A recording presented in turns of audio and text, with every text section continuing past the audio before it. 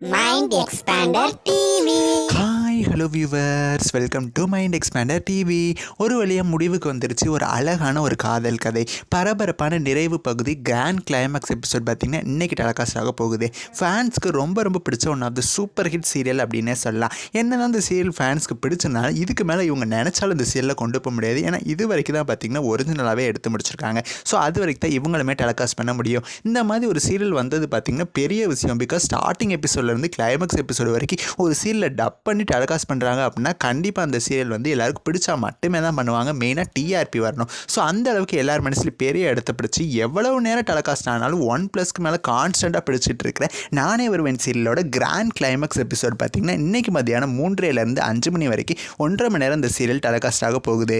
So ஒரிஜினலாக ஹிந்தியில் வந்து 855 எபிசோட்ஸ் இந்த சீரியல் டெலிகாஸ்ட் ஆச்சு. ஸோ அதே மாதிரி தமிழ்லையுமே ஃபுல் எபிசோடையுமே டெலிகாஸ்ட் பண்ணுறாங்க.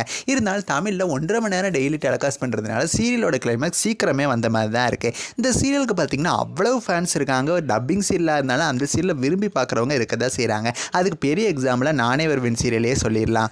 ஸோ இன்னையோட நானே வருவேன் சீரியல் முடியுது இல்லையா? ஸோ கம்மிங் மண்டேலேருந்து நானே வருவேன் சீரியலுக்கு அடுத்தபடியாக எல்லார் மனசுலையும் பெரிய இடத்த பிடிச்ச ஒன் ஆஃப் த டப்பிங் சீரியலாக இருக்கிறது என்ன அப்படின்னா லக்ஷ்மி கல்யாணம் சீரியல் தான். ஸோ இன்னமே லக்ஷ்மி கல்யாணம் சீரியல் கம்மிங் மண்டேலேருந்து மத்தியானம் 3:30 5 மணி வரைக்கும் நானே வருவேன் சீரியலில் ரீப்ளேஸ்மெண்ட் ஆகி டெலிகாஸ்ட் ஆக போகுது. ஸோ அதை எப்படி 1.5 மணி நேரம் டெலிகாஸ்ட் பண்ணாங்களோ ஸோ அதே மாதிரி லக்ஷ்மி கல்யாணத்தை டெலிகாஸ்ட் பண்ண போகிறாங்க.